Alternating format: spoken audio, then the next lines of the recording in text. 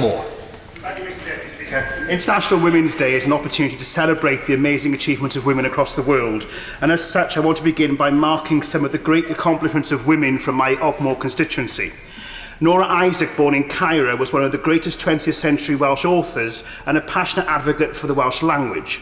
Nora's accolades includes the first woman ever to be a head teacher of Welsh medium school, and later at Trinity College Carmarthen, establishing the first ever Welsh drama department. Sian Lloyd from Maesteg is of course one of the UK's longest serving weather forecasters, after spending 24 years at ITV Weather. Aside from her meteorological work, Sian is also known for her charitable efforts, including her support for the Prince's Trust.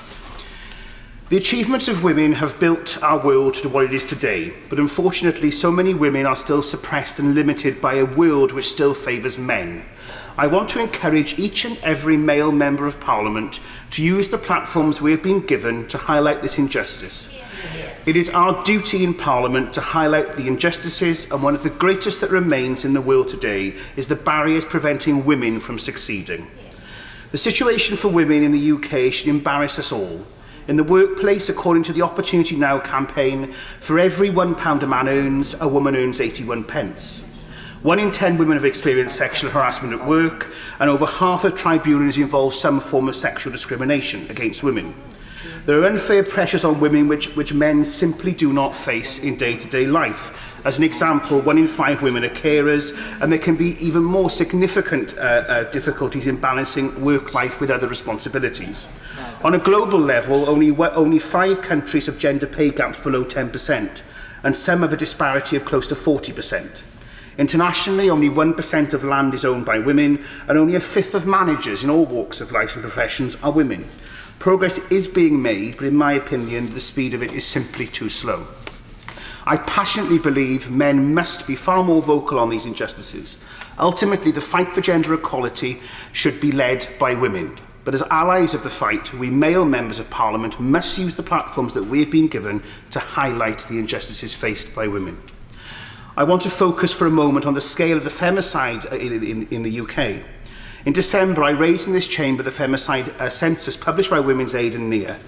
The report details the case of nearly 1,000 women in England and Wales who have been killed by men since 2009, demonstrating the absolute worst products of sexism in the United Kingdom. The report showed that the majority of women killed by men are murdered by their former or current partner, in what the report describes is often the final act of control. In an abusive relationship, following the release of this data, Women's Aid and NEAR called for long-term funding of specialist domestic abuse and sexual violence services, as well as additional funding for specialist projects for women to exit prostitution. The partnership also called for a specific recognition that post-separation is a significantly heightened risk period for women leaving abusive relationships. The report and subsequent recommendations were published on Wednesday the 7th of December. On the following day, in this House, I called on the government to make a statement on what they will be doing to put a stop to any more women being killed at the hands of men through domestic violence.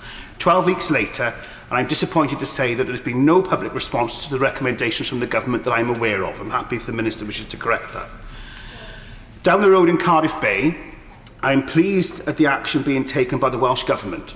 The Violence Against Women, Domestic Abuse and Sexual Violence Act Wales of 2015 improved the consistency, quality and joined up of service provision, introduced a needs-based approach to the developing strategies which will ensure strong strategic direction and strengthened accountability, and work to promote the awareness of and prevent, protect and support victims of gender-based violence, domestic abuse and sexual violence. Since the Act, the Welsh Government has consistently looked for new ways of tackling the issue of domestic violence.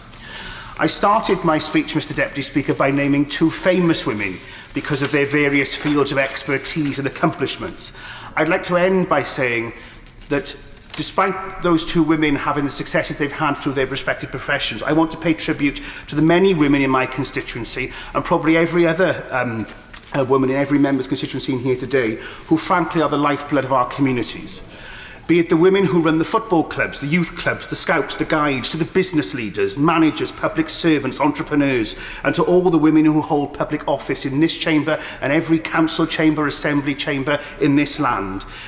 For all these women, their leadership is vital, their achievements many, and frankly, they do a damn sight better job, often with more complex lives than many of the men I know who do it.